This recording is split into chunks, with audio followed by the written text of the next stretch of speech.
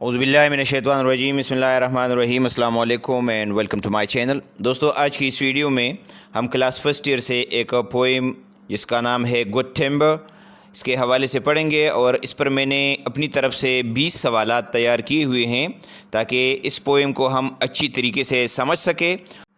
मैंने अपनी तरफ से ये कोशिश की है कि जो एसे लॉज़ बेस्ड क्वेश्चंस आते हैं फेडरल बोर्ड में स्पेशली, तो ये वीडियो उन स्टूडेंट्स के लिए ज़्यादा फ़ायदेमंद है। इसके अलावा बाकी तमाम स्टूडेंट्स जो है वो इस पोएम को इस 20 क्वेश्चंस के ज़रिए से अच्छी तरीके से समझ सकते हैं।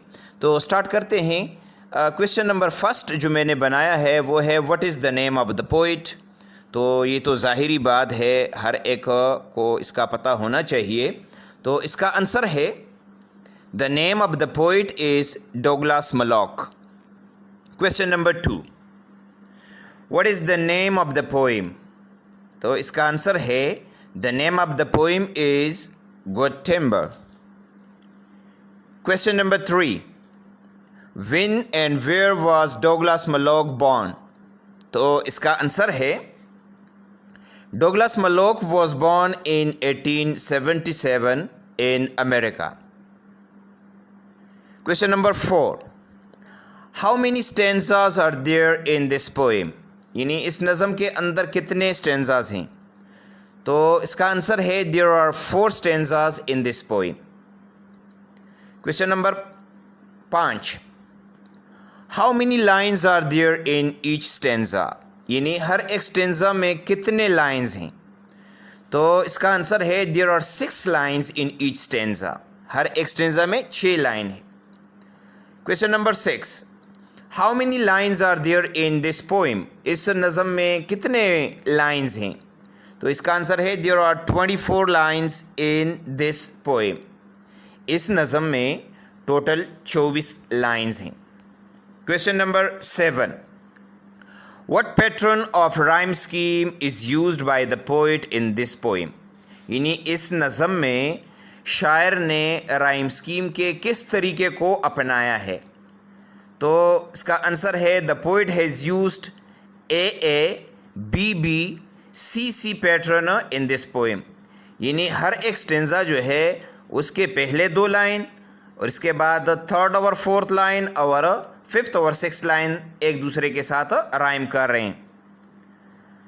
अच्छा जी, question number 8, what 2 things have been compared in this poem. इस नज़म में कौन सी 2 चीज़ें जो है उसका मवाजना किया गया है। तो इसका आंसर है good timbers and good men are the 2 things that have been compared in this poem. यानी इस नज़म में अच्छी दरख्तों का मवाजना अच्छे आदमियों के साथ किया गया है। Question number 9, what do the word sun sky air and light means. ये जो अल्फाज है इससे क्या मतलब है। तो the word sun sky air and light means the basic necessities of life. ज़िंदगी की जो बुनियादी ज़रूरतें हैं इससे मुराद है सन स्काई एयर, और लाइट से मुराद असल में ज़िंदगी की जो बुनियादी ज़रूरियात है वो मुराद है। अच्छा जी, question number 10, what does the expression scrubby things means. ये जो एक्सप्रेशन है, ये जो अल्फाज इस्तेमाल किए गए हैं स्क्रबी थिंग्स, इसके मानी क्या है। तो इसका आंसर है कि scrubby things means inferior in size और क्वालिटी। यानी स्क्रबी थिंग्स के मानी है जिसामत या मयार में दूसरों से कम होना। Question number 11, which figure of speech has been used throughout the poem. नज़म में किस फिगर ऑफ स्पीच को इस्तेमाल किया गया है पूरी नज़म में। तो इसका आंसर है metaphor is the figure of speech which has been used throughout the poem.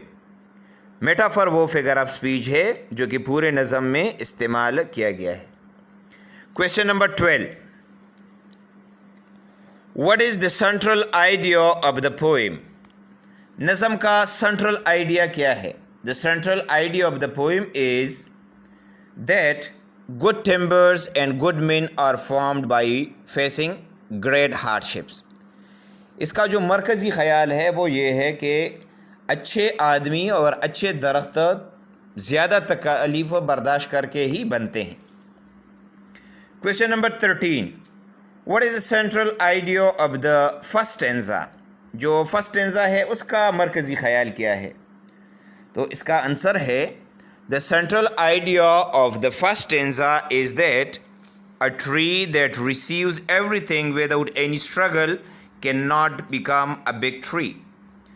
पहले स्टेंज़ा का मतलब ये है, मरकज़ी ख़याल ये है कि वो दरख्त जिसको तमाम चीज़ें बग़ैर मुश्किल के, बग़ैर कोशिश के वो मिलती हो, तो ऐसी दरख्त कभी भी बड़ी दरख्त नहीं बन सकती. Question number 14. What is the central idea of the second stanza. Second stanza जो है उसका मरकज़ी ख़याल क्या है? The central idea of the second stanza is that without any struggle one cannot become great and brave man. जो दूसरी stanza है उसका मरकज़ी ख़याल ये है कि बग़ैर कोशिश किए कोई भी बंदा अजीम या बहादुर नहीं बन सकता. Question number 15. What is the central idea of the third stanza. जो थर्ड स्टेंजा है उसका मरकज़ी ख़याल क्या है?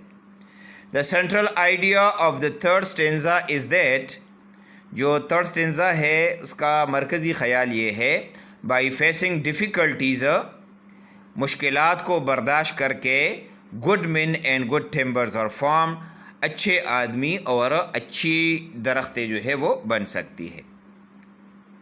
Question number 16. What is the central idea of the fourth stanza. जो स्टेंजा नंबर 4 है उसका मरकज़ी ख़याल क्या है?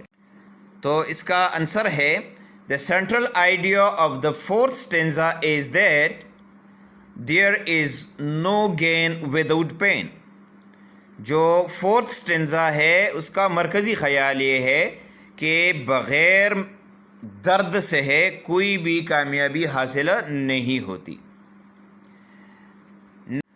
Okay ji. Question number 17. What is the common law of life. यानी ज़िंदगी का आम कानून क्या है?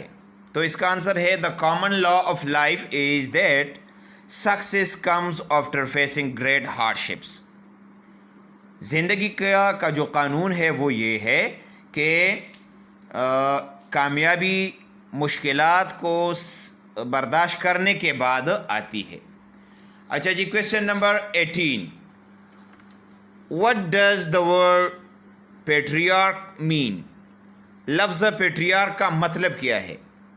तो इसका आंसर है the word patriarch means a person or thing of a high rank. किसी आला रैंक का बंदा या कोई चीज़ वो पेट्रियार्क कहलाता है. Question number 19. What is a good timber? एक गुड टिम्बर क्या होता है? A tree that struggles for its survival and encounters strong winds, hot weather and unfavorable conditions become a good timber. वो दरख्त जो बहुत ज़्यादा मुश्किलात को बर्दाश्त कर लेता है और उसका सामना तेज़ तूफ़ानों से होता है, ख़राब मौसम से होता है और जो अनफेवरेबल कंडीशन है उनसे होता है, तो तब जाकर एक दरख्त से एक गुड टिम्बर जो है वो बन जाती है. Question number 20. What are the examples of alliteration in the poem. इस नज़म में इलिट्रेशन की मिसालें क्या हैं? तो इसका आंसर है sun and sky, mainly man and broken branches are the examples of alliteration. Sun और स्काई, इसमें इस और इसके जो अल्फाज हैं वो इसकी आवाज़ें एक जैसी है और ये दोनों कॉन्सोनेंट है, लिहाजा इसको हम कहते हैं इलिट्रेशन. मेनली मैन में एम और एम और इस तरीके से ब्रोकन ब्रांचेस में बी और बी, ये इसकी जो आवाज़ें हैं وہ ایک جیسی ہے، لہٰذا یہ الٹریشن کی مثال ہیں۔ تو دوستو یہ تھا آج کا ہمارا ٹاپک۔ امید ہے آپ کو اس پوئم کی مزید سمجھ اس 20 سوالات سے آ گئی ہوگی۔ اس کے علاوہ میں نے اس پر ایک اور ویڈیو بھی بنائی ہوئی ہے جس میں نے اس کے جو ٹیکسچول کویسچنز ہے وہ میں نے اس کے آنسرز بھی بتائے ہیں۔ تو اچھی طرح اس کو سمجھنے کے لیے وہ ویڈیو بھی دیکھ لیں اور ساتھ ساتھ یہ سوالات جو ہے وہ بھی ملا لیں۔ تو امید ہے اس کے اندر کوئی اس طرح کا سوال نہیں آئے گا کہ آپ نے نہیں سنا ہوگا۔ یہ تقریباً 26 سوالات ہو گئے، 6-7 اس میں بھی ہے اور 20 کویسچن جو ہے وہ یہ بن گئے۔ تو thank you once again for watching. اللہ حافظ۔